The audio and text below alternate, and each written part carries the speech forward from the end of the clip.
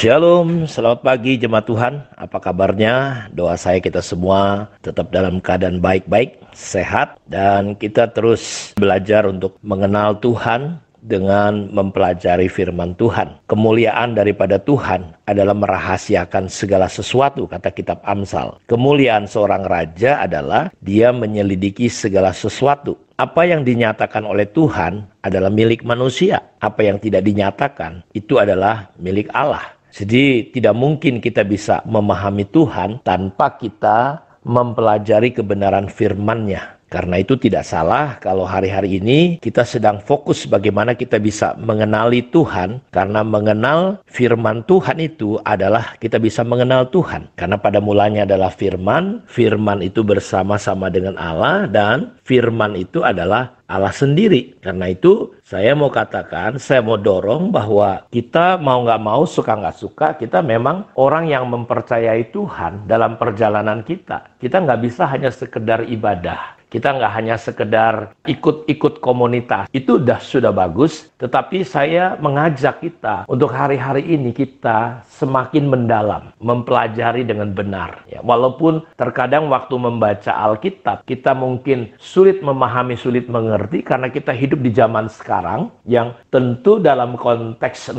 tahun, 4.000 tahun yang lalu, zaman Abraham, bahkan zaman Kisah Rasul 2.000 tahun yang lalu, ketika kita membacanya di hari ini, kita membutuhkan yang namanya kemurahan dan anugerah Tuhan. Dan tentu kita tidak boleh juga sembarangan menafsirkan firman Tuhan. Karena itu di dalam Yohanes pasal yang pertama, ayat 1 dikatakan bahwa pada mulanya adalah firman, dan firman itu bersama-sama dengan Allah, dan firman itu adalah Allah. Ia pada mulanya bersama-sama dengan Allah. Segala sesuatu dijadikan oleh Dia, dan tanpa Dia tidak ada satupun yang telah jadi dari segala yang telah dijadikan. Kalau kita lihat ayat 17-nya, hukum Taurat diberikan oleh Musa, tetapi kasih karunia dan kebenaran datang oleh Yesus Kristus. Tidak seorang pun yang pernah melihat Allah, tetapi anak tunggal Allah yang ada di pangkuan Bapa, dialah yang menyatakan. Jadi kita bisa mengenal Allah sebagai Bapa ketika kita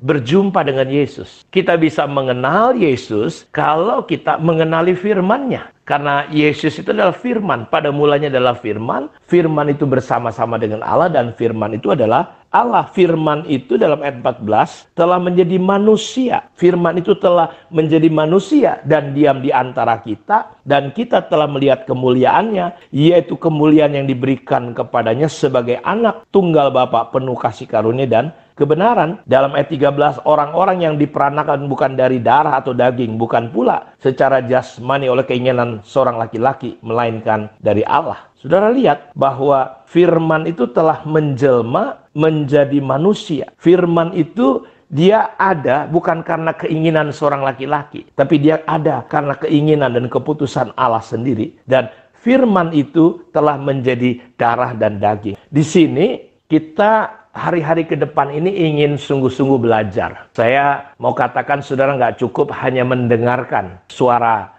gembala ini, tapi saudara juga harus mulai membaca secara pribadi. Mulai kemarin saya coba menuntun saudara, tapi saya berpikir mendorong saudara mulailah baca satu-satu pasal Perjanjian Lama, satu pasal di pagi hari, malamnya saudara baca. Atau saudara bisa baca kitab Mazmur lebih dulu dan kitab Amsal. Mazmur pagi hari, atau balik, Mazmur di malam hari, saudara baca kitab Amsal sesuai tanggal. Saudara baca kitab Mazmur 5 pasal satu hari, itu nanti 1 bulan saudara akan selesai pembacaan Alkitabnya. Jadi saudara bisa baca Amsal misalnya sekarang tanggal 9. Saudara baca Amsal tanggal 9. Nggak apa-apa kalau terkadang saudara mungkin bolong, lupa. Nggak apa-apa. Saudara bangun terus. Bangun terus. Karena kita ingin hari-hari ini mengenali Allah lewat firman-Nya. Apalagi kita ke depan ingin belajar tentang yang namanya gereja. Karena hari-hari ini saudara, terkadang saya melihat bahwa apa yang dikatakan oleh kitab Rasul Paulus kepada anak didiknya Timotius sebagai gembala di Efesus, bahwa akan datang masanya di mana orang tidak lagi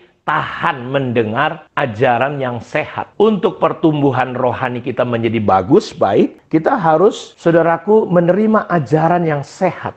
Dan saya yakin ajaran yang sehat itu adalah ajaran yang di dalamnya ada nasihat, ada teguran, ada didikan. Paulus berkata kepada Timotius di dalam 1 Timotius 3, 16, 17, bahwa setiap tulisan yang diilhamkan oleh Allah itu berguna untuk mendidik, untuk menasehati, menyatakan yang salah, untuk memperlengkapi kita menjadi apa? Manusianya Allah yang diperlengkapi untuk melakukan kebenaran kehendak Allah. Karena itu hari-hari ini saya ingin ngajak kita untuk kita sungguh-sungguh mempelajari kebenaran firman Tuhan. Sehingga apa? Sehingga kita bisa mengalami pertumbuhan yang baik dalam kehidupan kita. Kita ingin ambil topik tentang bagaimana saudara kita bisa mengalami Kristus dalam hidup kita, dalam perjalanan hidup kita dengan yang namanya gereja. Hari-hari ini kalau saudara perhatikan, lihat, penting sekali kita tahu apa itu gereja. Bagaimana sebenarnya gereja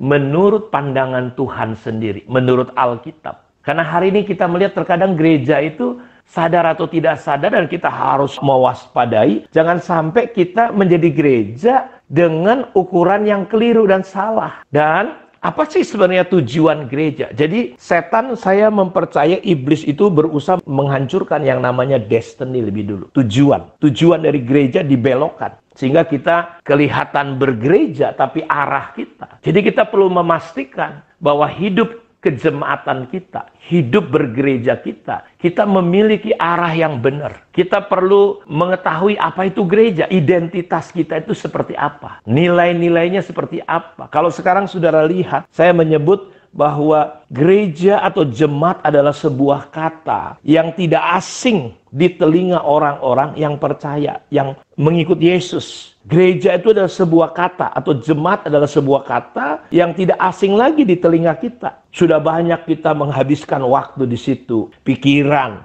energi, dana yang diberikan untuk apa? Untuk membangun apa yang kita sebut gereja. Karena diri kita ada di dalam gereja, ada di dalam hidup kejemaatan. Kita sudah berikan energi, kemampuan, waktu kita habis. Saya, saudaraku, sudah 39 tahun menghabiskan waktu dengan yang namanya jemaat atau gereja. Nah, pertanyaannya, apakah gereja yang kita kenal hari ini masih seperti gereja yang Tuhan Yesus inginkan? Atau sebaliknya, gereja yang kita kenal hari ini sebenarnya sudah tidak layak atau pantas disebut gereja.